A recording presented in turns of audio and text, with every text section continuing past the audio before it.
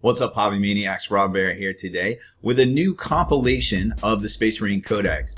Now, this is the two videos we put out on the tactics back, I guess in June. It seems so long ago, but it really hasn't been. I mean, it's just the start of the summer, right?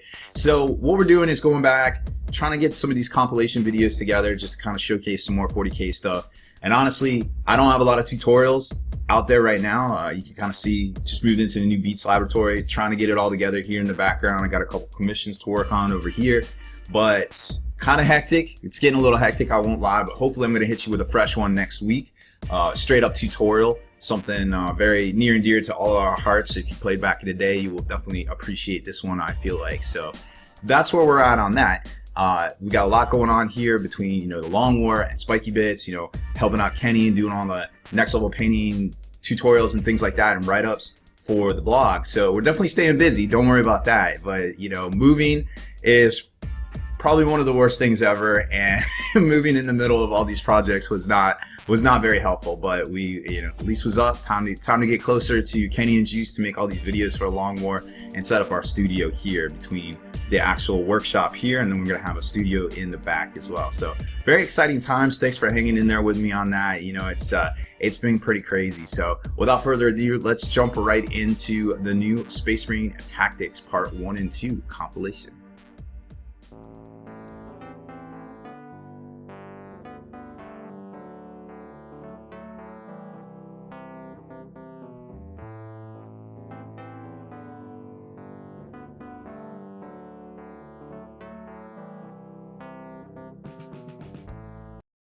Okay, so here it is. We're doing the first tactics review on this new Space Marine Codex. I am joined today by my personal friend, Austin Wingfield, Knight 12, the newest big guy on the Long War. What's up, man? Hey, Rob, this is a good-looking book, man. Woo, I'll tell you what, this harkens back to the old days, the good old days, which, I guess they were all good old days, but this one seems especially good-er.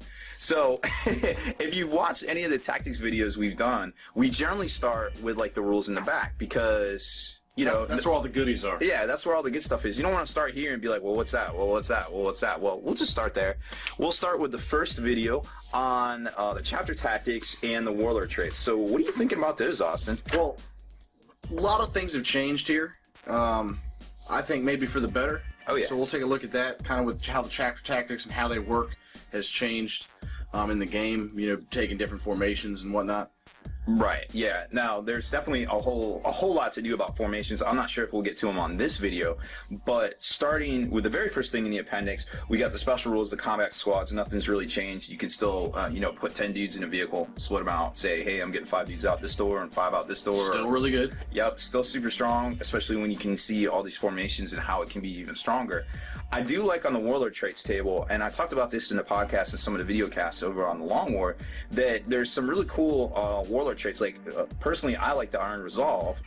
Anytime you can get Feel No Pain for free, basically. For free. Great. Yeah. Yep, and Lysander and Vulcan come with this one. Yeah, they come with it. Yeah, very cool stuff. Storm of Fire changed a little bit from before. Obviously, Tigerius comes with it. That is my favorite warlord trait. But now you've thrown out Rending. Anytime you can just give a unit Rending for its shooting attacks, it's just amazing. Yes. Just think bolters are killing Night Titans. Yeah, and then you can combo that with Bolter Drill even. Yep. Ooh. Oh, mind blowing. Yes, there's so many layers to this thing. It's so in depth, and then we're not even going to cover Sentinels of Terror and Clan Rakan, which are 100% legal. They are for the new 2015 Space Marine Codex. Chapter tactics. Now, this is where it gets a little dicey because everybody has this preconceived notion. Even we were talking about it earlier. Yeah, I think people may do this wrong, so really pay attention here, and you got to read the fine print, because things have changed a little bit. Yep. So, combat doctrines, everybody's familiar with the old ways it were, so tactical, assault, devastator doctrines, but when you can enact them and who can enact them has kind of changed a little bit. Right, and that was the thing that I even messed it up, reading it off for the first time when we got the book on the webcast.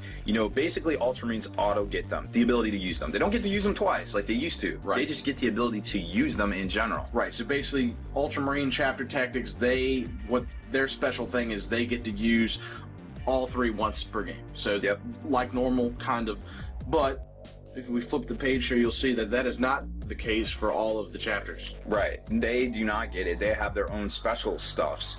Now, that being said, there is ways to get to combat doctrines if you're not Ultramarines by utilizing some of the formations, and we'll see that later on when we cover that. So we got White Scars, and kind of what we expected to see, honestly. Yeah, they cleared up. They gave them skilled rider, so you get that Very additional jinx save, basically. Mm-hmm. So that's nice to see.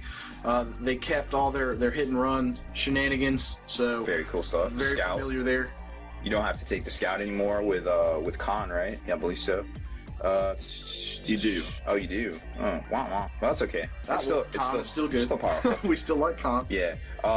Another thing too, the skilled rider also I think negates the effects of dangerous terrain when assaulting, Right. and also the one and things like so that. On bikes. they cleaned up the verbiage just by making it skilled rider. Makes it easier to understand. Yeah, they definitely needed that. Fists pretty much stayed the same. You got the bolter drill, and then they go to even say that the bolter drill applies to special ammunition and things like that as well. So that's pretty neat. Oh, yep. It also cleaned up some wording, Devastators, Centurion Devastators, and also get the Tank Hunters special rules Very as well. strong. So the heavy pack and punch right there. I think probably the two losers in, unfortunately, the Chapter Tactics Department, Raven Guard and Black Templars. Yeah, so if you have a Black Templar army or a Raven Guard army, like you are a god in my book. I applaud you.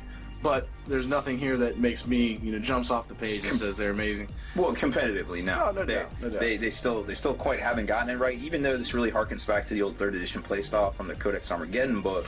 It's still not what I think a lot of Templar players would want to see. The Salamanders are decent. They're not too over the top or anything like that. They got a little bit more kind of in depth with what things apply to here, as far as furthermore, when using flamer weapons, they can reroll fail to wounds. Again, if you have salamanders or that's your thing, like you have fast attack pods now, you have access to all these things, Yep. so you can kind of build your heavy weapons around flamers if that's your thing, and Yep. and you can do some stuff. So pretty cool. I'm not Yeah. gonna complain about them. No, they're very fluffy still. I think potentially the one with the most, ability to be abused is the Iron Hands one right here. Iron Hands, we are going to abuse it. I mean, already anybody thinking about it, it's gonna be good. Yep. So any unit from Iron Hands basically gets a Field of Pain. Yes. But not only do they get a Field of Pain, it specifically says they increase a Field of Pain by 1 if they already had one. So you start thinking of all the ways that you can get a Field of Pain in a unit. It's very easy. So you're automatically almost down to a 5-up right off the bat. Right off the bat. Especially if you have that Warlord trait right there. Yep. Or if you're stacking it with the Narthesium, which they give you. Now, a lot of people are going to read this and be like, oh, well, it stacks every time. That's not technically how it reads here. So keep that in mind as well, so you don't fall into that trap. But when you start throwing out stuff like, some biomancy powers, start getting stuff down to a 4-up feeling pain, now you're talking a 3-up feeling pain, now you start to see how powerful this thing really is. And we'll get to some of the formations and how ridiculous this can get. Yes. But let's just say that these Marines are very hard to kill. Yeah, oh yeah, they're going to be super tough. We're going to see that in the future. As far as the armory goes, not a whole lot of new war gear, to be quite honest. Yeah, a lot of stuff we've seen it all before. Yeah, we've very much seen a lot of this stuff before. I can't even remember. I think they did change the Icarus Storm Cannon array. Now it is a heavy 3. It doesn't lose its ballistic skill for split in its fire. I think they tweaked the Sky Spear missile launcher as well. But nothing super groundbreaking. I mean, you guys can read all this stuff for yourself here. Thunderfire Cannon's pretty much the same. All the whirlwinds and things. Yeah, no eye openers here. Definitely go through it if you get the book and just make sure, but everything is pretty similar to before. We get into the changes when we start seeing these formations and the way the units are being fielded now. Yeah, that's where it starts to get a little ridiculous. So chapter relics, we saw some old favorites return: Teeth of Terror, Shield Eternal, the Primarch's Wrath, which could be the Arbitrator, I guess, which was Guilliman's gun. Could actually be that. This could also be the blade that Dorn had, but they don't come out and say it. Shield Eternal is unchanged. That's a big one. Like, people were worried. It's the same, guys. Don't worry. Yeah, it's super the same. Really neat. Obviously, granting some really cool bonuses right there. Take a look at those if you haven't heard about that one yet. Standard of the Emperor's Ascendant, I like it. I don't think it's worth the points, but I definitely don't like my stuff falling off the table, and I love +1 attack. That's the thing. Like, you start thinking of getting more attacks is always good, but like you said, the points. I'm not sure if it's going to be worth it. You have to weigh that. You have to weigh that against the fact that you can take so much and get so much for free with these formations, and then the summary in the back of the book. So let's flip. Let's talk about. Let's see what's the time at here. Yeah, we got a little bit of time to talk about formations. So let's flip up to the front of the book, and this is where it all kicks off, right here. Obviously, what does this remind you of? Well, you guys are getting very familiar, I hope, with seeing a page that looks like this in all the new codexes. I think that's the jam. It's a money-making page. I mean, this is how you should build lists. I mean, it gives you too many benefits to overlook. So right off the bat, I think a lot of people are going to be taking this. This is called the Gladius Strike Force. Right. Pretty cool name. Which comprises, obviously, I believe it's the Roman short sword. Yep. Definitely a very famous sword there. That comprises all of these different formations, which some of them aren't actually in the book. They just kind of tell you, like, hey, this is what you take, or hey, this is what you take. So you're not going to see them in there. Right. Battle Demi Company is your core, so you have to take that one. So Yep. you're familiar with that. It lists everything in that Demi Company. A lot of things that we all have and love. You got to take 3 tactical squads. You got to take a captain or a chaplain, assault squad, a bike squad, like Devastator or Centurions. So things that we all are going to use probably anyway. Yep. But you get these benefits, and like Rob was talking about earlier, this is the way you can get some of those doctrines if you're not taking Ultramarines. So if you take a Battle Demi Company, it gives you access to some of those. Now remember, this is a command benefit, which is a very, very important distinction here, because now there's this thing where we talked about it over on Spiky Bits last week, where if you put an independent character in a formation, technically that formation loses, or that unit loses its special rules granted by the formation. Command benefits are still inferred. So if you take a Iron Hands, a special character, and you put them in with a squad of Ultramarines, you still get these command benefits. You still get the ability to combat doctrines. Yes. So if to put that in layman's terms, like, you're not losing objective secured in a normal force by adding a character. It's the same thing here.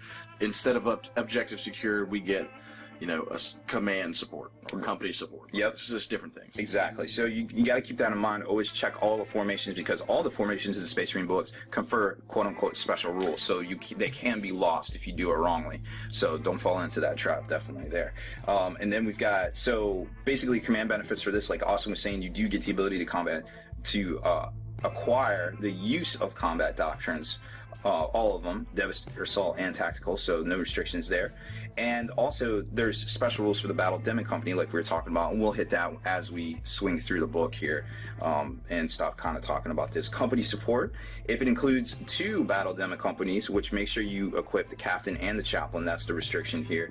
They form a Battle Company, and it has the option to take any of the transports, Rhino, Razorback, Drop Pod, as a dedicated transport at no additional points cost. Now, you still have to pay for the upgrades, though.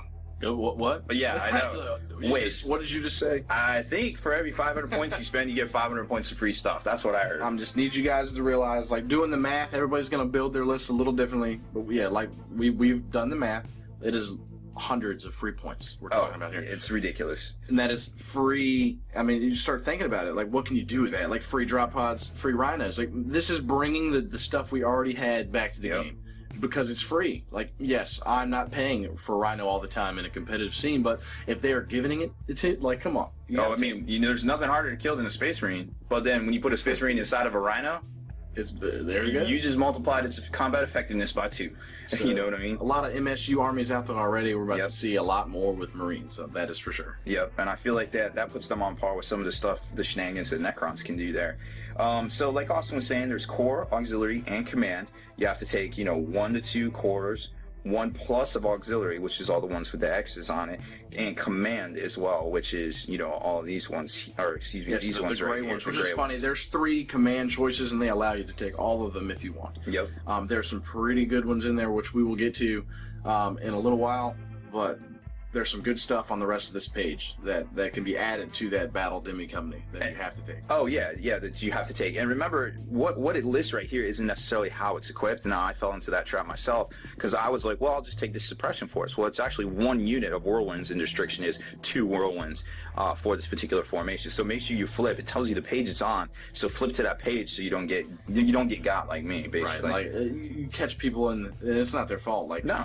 This says take a unit of whirlwinds, but when you you go to that formation, like you said, There's a it restriction. might have some different stuff. So Yeah. just check that out. So there should have been like maybe a little asterisk or something, I feel like, but that's okay. I mean, that's on me for being stupid.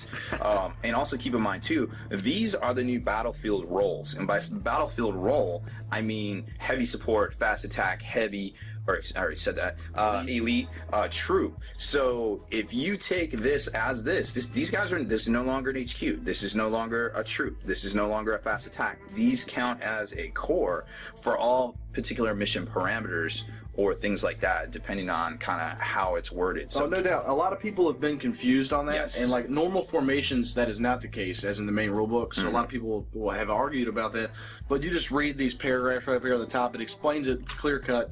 That they do lose their battlefield role if taken in this strike force, which that's why they lose that. right. So don't get got there. Don't get got there yet. No, you don't. So let's flip. I'll tell you what. Let's flip right to the formations themselves, because since we're here and we've done this great introduction, we might as well just finish it up. This first video on the formations themselves. So it starts right after the Lord of War himself. Excuse me, the God of War, not the Lord of War. The God of War. So we got the Battle Demo Company, and we talked about that. And here's where the restrictions come into play. These yellow boxes right here. So always make sure to read up on that. All right, so there is no restrictions in this Nope. enemy company. Good to go. This is a good place to start because you're going to see it a lot because you have to take it in that Gladiator Strike Force. Start here. So remember we were just talking about getting all these free vehicles by taking 2 of these. First off, they get objective secured. Wait, what? So everything? So you telling me my land speeders are objective secured, my assault squads are objective secured, my dreadnoughts, if God forbid I actually take one to be competitive, it's objective secured? Yes. Wow, that's really good. Wowzers is correct. It's kind of amazing. Yeah, no, it's very tactically flexible, and we've already know that this is going to be in the Dark Angels book too. Also pretty cool. Very cool. And then you got the anti-air defense force, which, depending on how you do the math, is not as effective as a Stormwing, but still kind of cool to field if you actually have the models. No doubt. Battle Demi coming out to start real quick. Tactical flexibility, another cool thing. Gives you another free tactical doctrine. Oh yeah, that's right too.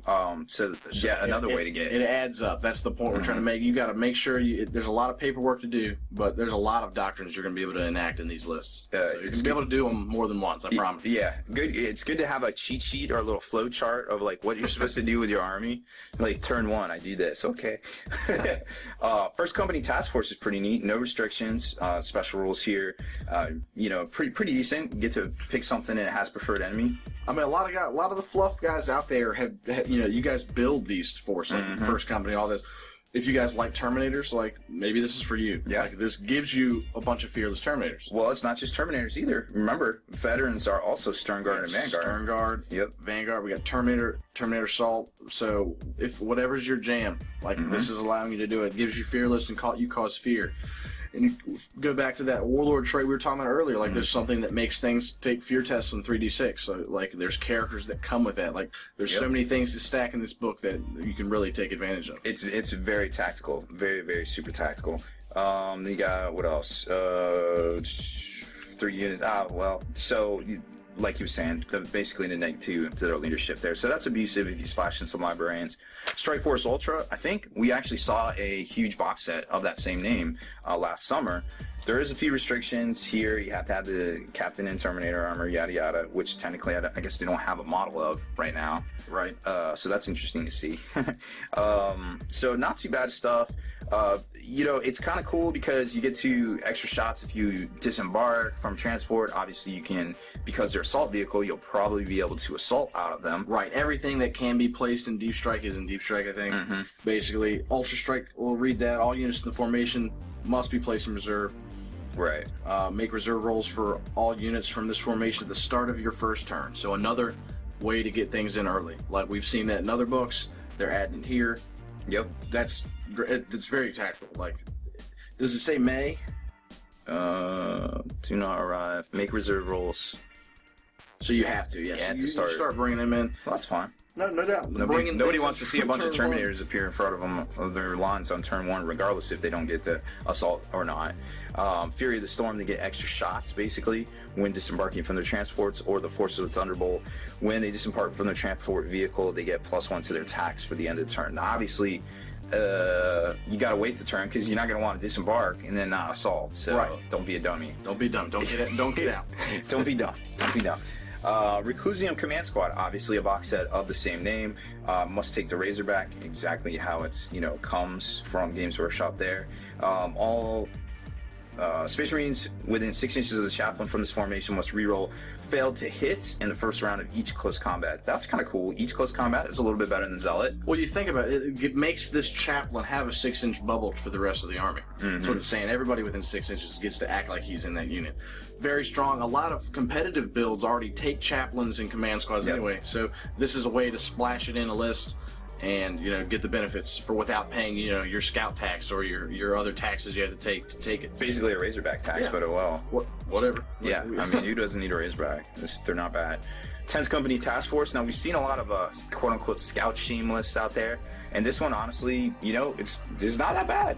Well, we know some guys that have tried to abuse it, and they've done a pretty good job, even on the competitive scene with, like, Sentinels of Terra, and which is still legal. Oh, yeah. Like Rob was talking about. Still 100% legal. This goes hand in hand with it. 3 to 5 units of scout squads or scout bike squads, and then sergeant, or you don't have to, but you can take Tellian as well. And remember, they're plus one skill. We didn't get to it, but they're +1 ballistic skill, +1 weapon skill. Very cool. Ballistic skill 4, sniper rifle. Back to normal. Bolters, like back to normal. They've been practicing a lot. They have been practicing a lot. Oh, yeah. That is true.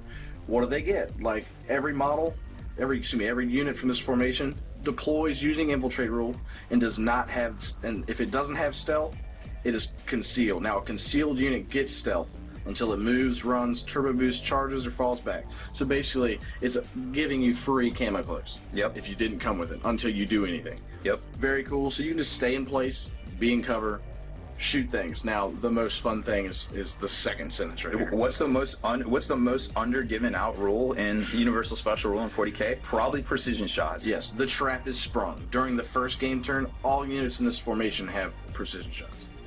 That can be pretty powerful in the right hand. You start thinking about it, like, if you guys don't read between the lines, it might get out of control. Like, it's actually it's not a terrible formation. Just because of that rule. But remember too, you can take the bikers, so you can scoot them up the side and have teleport homers as well for some of your other formation stuff. Combo them with the first company and all that. It's all this stuff works very well together. Stormwing, pretty basic. We saw this actually a while ago. It's just kind of a reprint.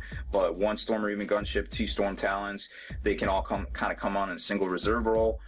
We've seen it before, like you said. Basically, as long as the Storm Talons are good, the Storm Raven gets strafing runs, so you get that, BS. Strafing run's good. BS5, Storm Raven. I like to hit stuff from ground targets on 2s. Heck yeah. Centurion Siegebreaker Squad. Don't know a whole lot about this one, kind of skipped over it. Well, a lot of people have, like, shrugged it off because they don't have all the cool guns. Like, we obviously like Grav better. Yeah. But what do you got to take? 2 to 4 Centurion Assault Squad. So all you guys out, they're not bad. Like, we all know they kill things. And then a unit of ironclad dreadnoughts. Basically, to sum this up, we don't have to read the whole thing. They are the anti-building. If you took a building and they show up, you lost. Basically. Yeah, like that, it is gone. They're very specialized, but they're still pretty cool. Land Raider Spearhead, obviously a fan favorite. 3 squadrons of Land Raiders. They have to stay within 6 inches of each other in order to get the benefit to shrug off shaken, stunned, and weapon destroyed, and immobilized results. So basically, you kind of have to either explode these, or you're not going to really do much to them. Oh, no doubt. It basically gives them super heavy rules. Yeah. It makes them super... Now, they only have to be within 6 inches of one of the other. They don't have to be 6 inches of both. So right. That... model. Gives you one other model. Right, one other model. So it gives you some flexibility with your movement. You don't have to, keep them super, super close together. Not like this. Right, not like the picture. Yeah. But if they're your jam, like if you like Land Raiders, we've all bought them. Play this. Yep, definitely.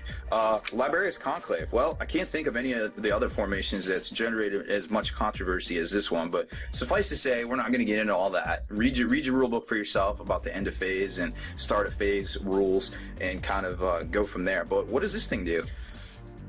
Obviously, it's ridiculous. It's 3 to 5 librarians, and then there's an asterisk. Tigurius can be taken as well. I hear he's a good librarian. In fact, if you take this without him, you're doing it wrong. Probably.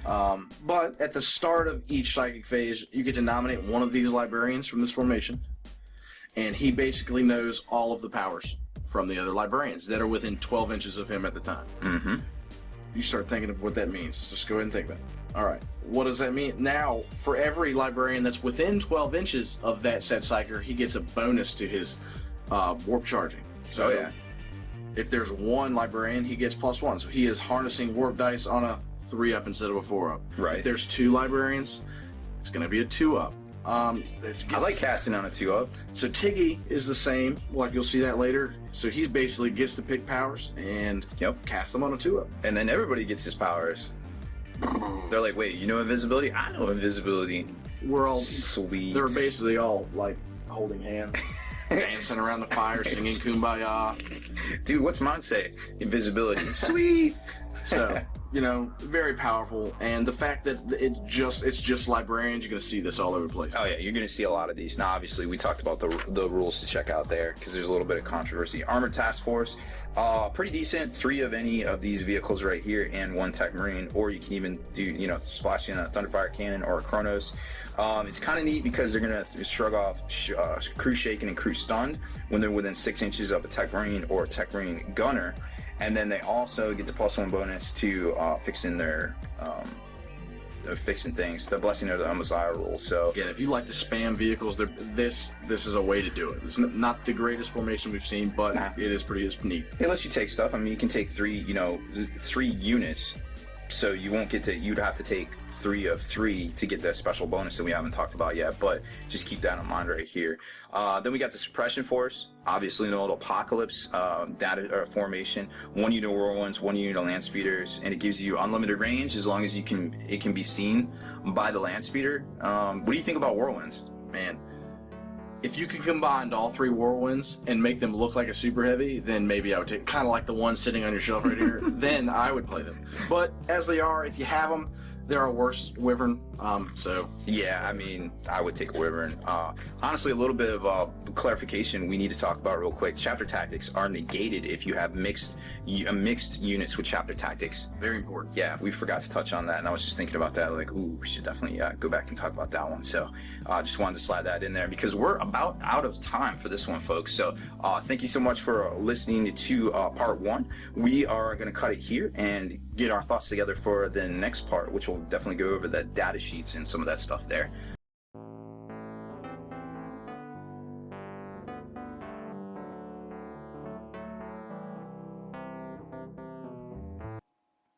Okay, well, welcome back to part 2 of the new Space Marine Codex Tactics breakdown here. Once again, I'm joined by Austin Wingfield. Austin, Knight 12 and Wingfield. I love them Knights, man.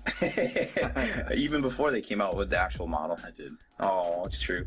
So today we're going to take a look at the wargear and basically the data sheets. We covered. This is the meat. Oh yeah, this is the, as Juice would say, this is the meat and potatoes of the Codex. Yes. What you got to do here is get the ball into the end zone. So this is kind of where it all starts here because everything's going to refer you back to this, and it's funny because Devastators cost 70 points, Assault Squad costs 70 points, Tactical Squad 70 points. Where do you go to figure out what else to take? Exactly. This is the page. Yep. So this is it right here, and we dive in now. Yeah, and go. All right, so ranged weapons, this is the kind of stuff that's usually the sergeant upgrades right here. Now, you'll notice people might have over-missed this, and, Austin was definitely, wait, what? There's some notations down here which are very specific. And this is really the first thing you got to look at when you look at these, because it changes every time you see one of these in a Codex. Right off the bat, there's restrictions against Legion of the Damned, or characters with Legion of the Damned. Like, basically, where's the ones? You start looking, what can they not take? They cannot take Grav out of this Codex. They can't take the Grav with Grav amp. They can't take the Grav rifle as the, assault weapon? Oh yeah, special weapon, Grav gun. But, strangely, their sergeants can actually take Grav, Combi Grav. Combi Grav only. For some reason. But they can't take the Grav pistol, but they can take the Combi Grav. For some reason. But we don't know why. But hey. Interesting. That's just the way it is. We were talking about, I don't know about the Legion of the Damned Codex. It might be a little different, but if you're taking them out of this book, don't think Grav is a thing. Yep. So be careful there. That's a huge gotcha because a lot of people are dropping in with the Grav weapons, and that might not be a thing anymore. Obviously there's some other stuff in here, and it's not like the days past where the Devastators would be like, you can upgrade this for this. You used to be able to get like a last cannon for 15 points. Now it's a little bit more, but it's the same price whether you're a Tactical Squad or a Devastator's Marine. Exactly. Universal there. Yep. Everything refers to this page. So basically the only thing that's really going to change on this page page is the points. Little 5 points here or there. Yep. Grav is a little more expensive. Obviously. I think it should be. I think they've corrected that. Yep.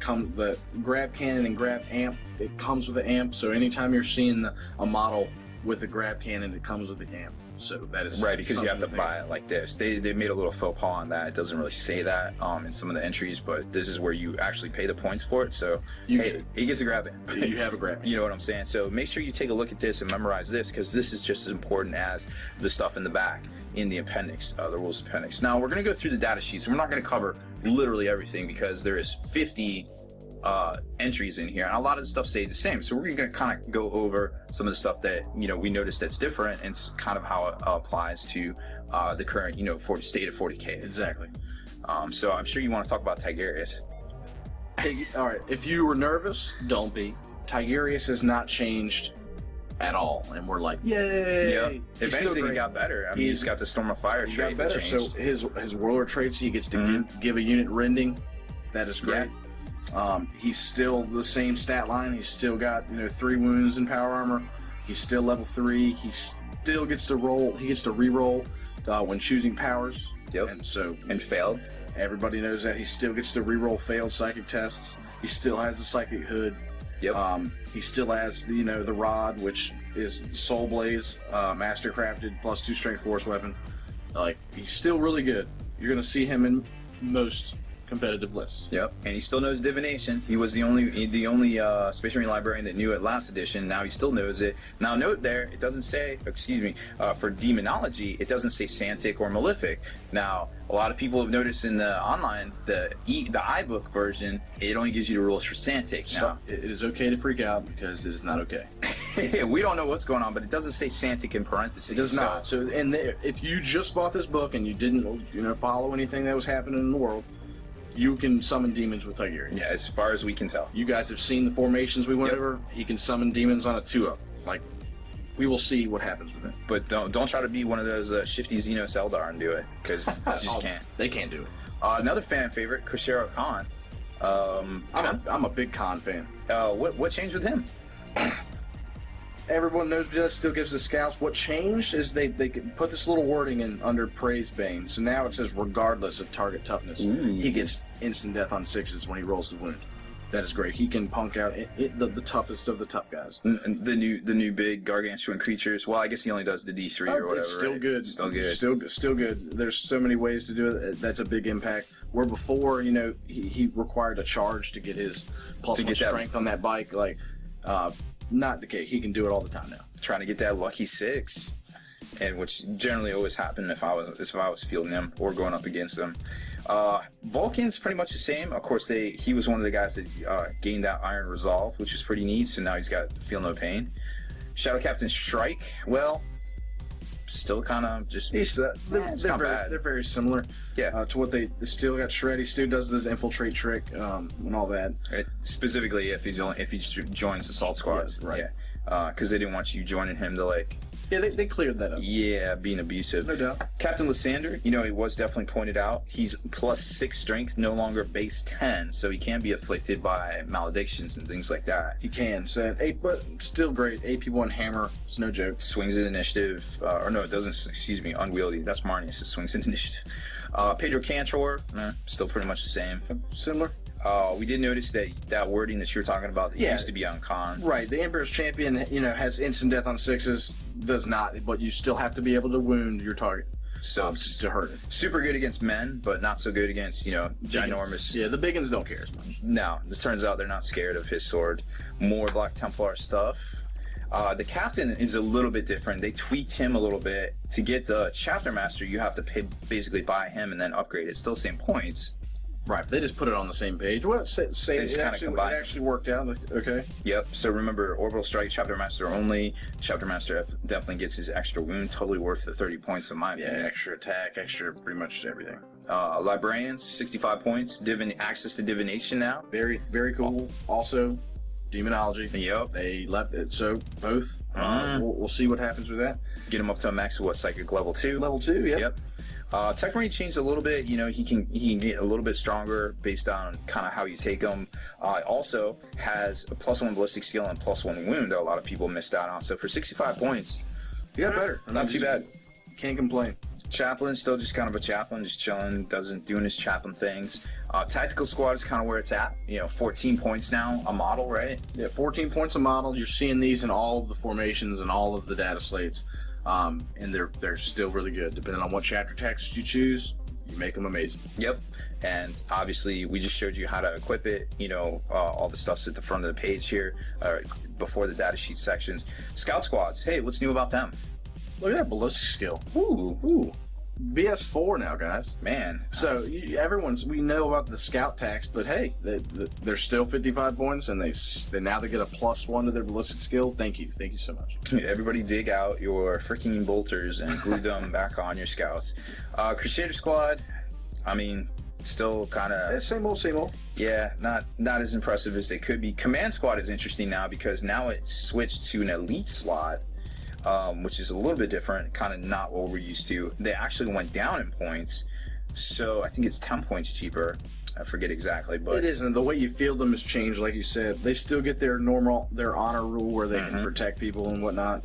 But you can take an apothecary still. You can still put them on bikes, still take weapons. They're still going to be good. You're still going to see them, but like we said, they don't have their special slot. Yeah. Honor Guard locked in the same slot. Centurion Assault Squad, all the Centurions went down in points, but the cost to field the grav cannon and the heavy grav cannon and grav amp went up, I think 5 points. It does. It actually makes the Assault Squads very cheap.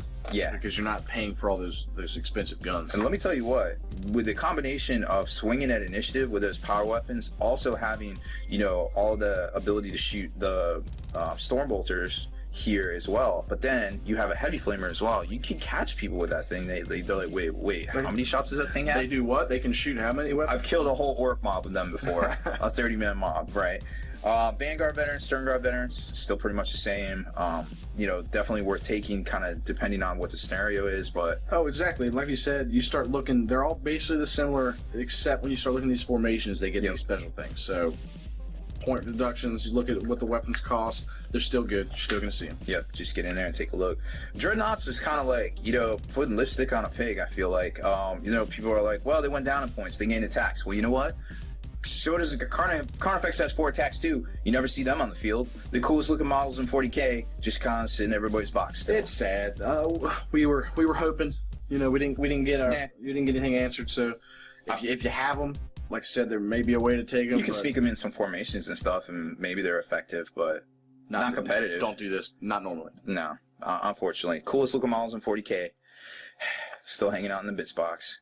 Oh well. Legion of the Damned, we kind of talked about that a little bit. They haven't really changed much. Actually, I believe they're exactly the same, except for just the fact that you are a little bit restricted on what they can take. So not too bad. I mean, they're still very cool. Ignore cover mechanics, always good. Terminator squads, both the assault and the shooting squad went down in points. Yep. We got 175 per unit.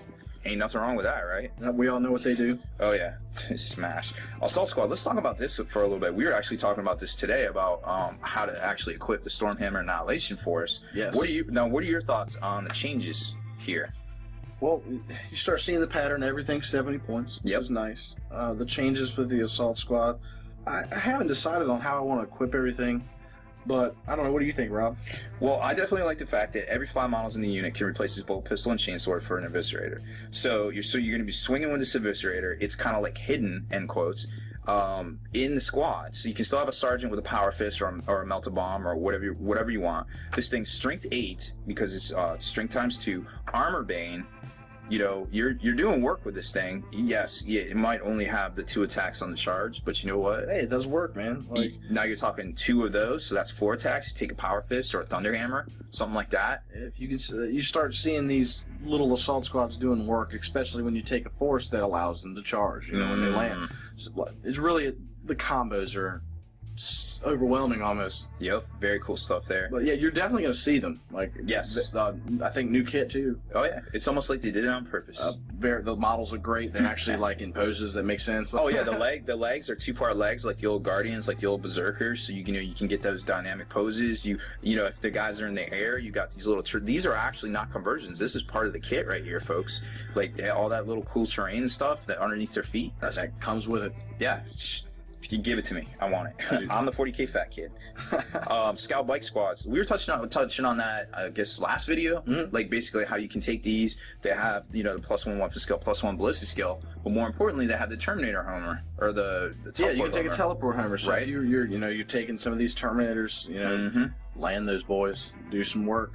There's a lot of ways to do it. Especially when it's like a thing that you have that you can take to satisfy formation. Yeah, and we talked even about the scout formation, but you can have scout bikes in that formation. There's so much you can do with this, no doubt. I would say probably the least talked about unit in the new book is probably the bike squad, attack bike squad. Like nobody's really said much about these. They're just they're just kind of there. They're there. You can take them. Obviously, White Scar's giving you benefits, so Sure. if you still like to take bikes, they can still take all the weapons and do that. That hasn't changed. If that's your jam, keep at it. Yep, no doubt. Land Speeder Storm, still pretty much the same. Land Speeders, now this is where we start getting into some of the stuff here, where if you can take up to, 3 in a squad of a lot of these vehicles now, and then there's a benefit, like now this particular one is lets you flat out an additional 6 inches. Cool, but... We're starting with this because it's the first one. Yeah. Otherwise, we probably just skip it. Is this cool? Not really. But the fact it gets something for free, that's what we're talking about. They're giving things for free. I'm just not a big fan of speeders. At least they go together better, because let me tell you what, the last 2 speeder kits, when they're at pewter, nightmare. then the one where the top had a sandwich onto the bottom, nightmare. Yes, I would not. I would rent a cup instead of that. Oh my gosh, thank you for getting your shit together, GW. Rhino, well, it's a Rhino. It's a Rhino, so everything you've seen, it is there. There it is. Razorback. Cool thing about this, it went up, I think, 20 points, but some of the upgrades came down in points. So if you're doing the formations where you get a lot of these for free, you're saving 55 points. You're only spending, up to 20 to get the last cannon, the assault cannon, or whatever there. Very strong. Right. Like this page, we're much more excited because of the formation where you get them for free. Are you sure it's not because there's a big gun on top of it? No. Okay. That has nothing to do with it. That's a little bit. Drop pod? It's a drop pod? It's fast. Oh, that's right. This is the big Yeah, thing. how did I miss that? All of the books have changed this. You don't need to ally with Space Wolves or Blood Angels now to get fast attack. Your Centurions start in pods. Poor Blood Angels. Nobody needs them anymore. You don't need them. I mean, just said now you don't need it. This says I don't need it. So that is exciting. For if you're a Marine player that just likes to play Marines, go for it. You don't need anybody else. Stormtail and Gunship, another one of those that you get a benefit if you take. Actually, no, you don't. You do not get a benefit, but they have the cool thing to where they get an extra 6 inches if they flat out and +1 to their jank. That is cool. Now you get to decide if it's worth 110 points or not. Yeah, maybe if you're taking part of Stormwing, pretty cool. Everybody's jam right now. Yeah, if you're not talking about Devastators, I don't know what you're looking like. They are amazing. Oh yeah, there's the formation that allows them to have Relentless on the turn that they land. Amazing. Super good. They can have all the goodies. They get grav now. They have grav amps. They're going to be everywhere. And it really depends, basically the formation you're playing in is kind of how you want to equip them. Because I feel like maybe with the Skyhammer Annihilation Force, where you get the Relentless, you might not want to go hard in the paint on all grav. Maybe 2 grav, 2 multi-melta, because you don't know what you're going to play against. Yeah, if you're building an all-comers list, absolutely. Right. They have the options of taking whatever they want. Correct. 4 guys get to pick heavy weapons. Don't take them like this. Don't do that. Please, if you're watching this, don't. If you're just building stuff, do not build them. Do not have one of each. Phone a friend. Trust me, you'll be very upset when you shoot something. Definitely. So Centurions and Devastators, we talked about that. No, still good. They are cheaper. They're like cheaper. You said, if you're familiar with the points because you like Centurions like me and Mr. Bear here. Oh yeah. Now, fully equipped, they are 250. They used to be 260. That's with an Omniscope as well on the Sergeant. So okay. We're saving. They used to be 260. So we're actually saving some points if you're equipping them with grav. Yep. Which is awesome. Which you probably should be. Thunderfire Cannon, not too much different except for the fact that the Tech Marine itself has a little bit different weapon profile. Honestly, when you talk about Wyverns from the Astra Militarum, you can't really say much about the Thunderfire Cannon. Although it is a cool model. Very cool. If you're running obviously if you're running Super Marine, they're good. They're good. They're not the best in the universe, but they're good. No, definitely not. Predators, another one of those benefits from 3 in a squad. As long as you have 3 or more, they get Monster Hunter and Tank Hunter. That is also cool. So now, now we're talking. Now we're getting into some cool stuff. Predators are not great, but you know what is great? Predators with Monster Hunter and Tank Hunter. Oh yeah, like 3 of those shooting something, that thing is dead. Yeah, I don't want that. I don't want any of that. Land Raider just don't want none of that. You can get 3 Predators on a Land Raider, smoke. Bye. Yeah. Whirlwinds, poor Whirlwinds. They're so cute. Look at them, they're so cute. It's 65 points if you've got them. I mean, they are large blast barrage, capabilities of killing stuff, good range, but not the best thing ever. No. Now, Just the ignore cover rule would be great. Taking 3 of them gets you shred on them. We read a formation earlier that they can get infinite range if they have a speed or storm. So there's some ways to use them. If you're all about them, there's ways to make them work. Oh yeah, they're not the best thing ever. They're not my go-to when I'm building a Space Marine list. But you know, if I happen to have them and I'm sometimes I forget they exist. Yeah. Poor little guys. Vindicators. This is the shiznit right here. I agree, and anybody that the bigger the gun, the better. Oh yeah, these guys have big guns. Like nothing's really changed. Like they're still front 13, all of that. But they get something special, Rob, if you take 3 of them. Oh yeah, they get ignore cover, and they combine their shots into a large blast each to 1 apocalyptic blast that ignores cover. And you get to pick which one does it. So obviously pick the one that isn't giving cover to whatever you're shooting at, or that has line of sight to whatever you're shooting at. Boom. I don't know. Apocalyptic blast ignores cover with these guys now. Strength 10, AP2. That ain't nothing to sneeze at. We know that if you got to know how to play them. So if you have them, hopefully they're not the longest range. Nope. But that is nothing to. You can't overlook this. No, that will absolutely do something. You cannot turn a flank with 3 of these and expect to get through unscathed. That's that would be folly in my opinion. Hunters and Stalkers, we kind of talked about those briefly in the wargear section. They can split their shots now at the normal ballistic skill. They're down to 3 shots because of that. But there's some pros and cons there. Overall, similar, but not like over the top or anything. There is some special rules as well. Ignores cover. Kind of cool, but are they worth taking if you have them? Just like the same rule applies with the Whirlwind. Honestly, really, we start getting to all these vehicles. That rule is going to apply to most of these vehicles. Yep. If you have them, you can make them work, but they don't stick off. They don't stick out the pages. They're not jumping off the page. No, not at all. Storm moving gunship, pretty much unchanged. I thought it actually went down at points, but then when I checked the last book, it was the same. 200 points. You know what it does. Still has machine spirit. All the plating and everything. So hey, at least Ultramarines can get it, because for a while there they couldn't. Land Raider itself, it's a Land Raider 250. They're all pretty much the same. You can command them using that one formation where you basically make them so they have to get exploded to be dealt with. No bonuses to putting 3 in a squad unless, of course, you take the formation. Yep. Then there's Big Daddy, the God of War, not Lord of War. Hi, Daddy. Marnius Calgar. And the only thing that there's only one detraction to him, I feel like.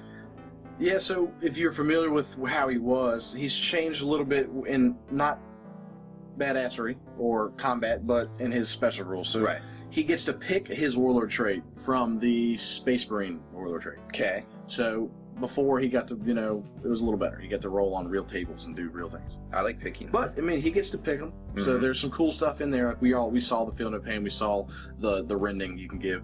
Pretty neat. He also still has his Power Fist, still has all that. Swinging in initiatives, Strength 8, 6 attacks on the charge, because these are not specialist weapons, and each gauntlet counts as a separate weapon. There you go. What? That is a lot of attacks. And he's shooting at Strength 4, AP2, at ballistic skill 5. So he's still Eternal Warrior. He's still got his Orbital Strike. He's still got his Iron Halo. So if you're taking him, he's a Lord of War. He's not taking up your HQ slots anymore. And he has a Power Sword. I don't know why. It's in his pocket, Rob. Oh, okay. Yeah, just in case. It's ornamental. Just in case. It's like putting 2 seats in the back of a coupe. What happens if he gets bugs stuck in his teeth? You gotta pick it out with something. No doubt. He doesn't get the auto pass or fail tests either. No, he doesn't. That's okay. That was neat. It was a neat trick. He lost that. He does, however, give you an extra combat doctrine of any type once per game. Kick a combo. Very neat. That's all Ultramarines models are effective. Yes. So just remember that. Just like I said, not those Buster other colors. Just the blue guys. You probably need flashcards for this book. Oh yeah, no, you definitely do. Flowchart it out. Write some notes. This is a college level textbook. you're gonna need to do some studying. 300 level guys. Yeah, at very least. But all of us should be there by now. And then that flips us into the formations, which we already covered in the previous video, along with the war gear. So we made it through it. High five. We didn't take all day. Boom. So that is going to be it for this video. We did it in 2 parts, and I think we mostly made sense. No cats were harmed during the filming of this video. So that's it. That's it for this one, guys. Thanks for watching. Yo, Hobby Maniacs, thanks for checking out my channel. Don't forget, there's tons of other tutorials, unboxings, and tips and tactics videos on here as well. And make sure you visit my best friend Kenny B's Fresh Hobby channel over on Next Level Painting.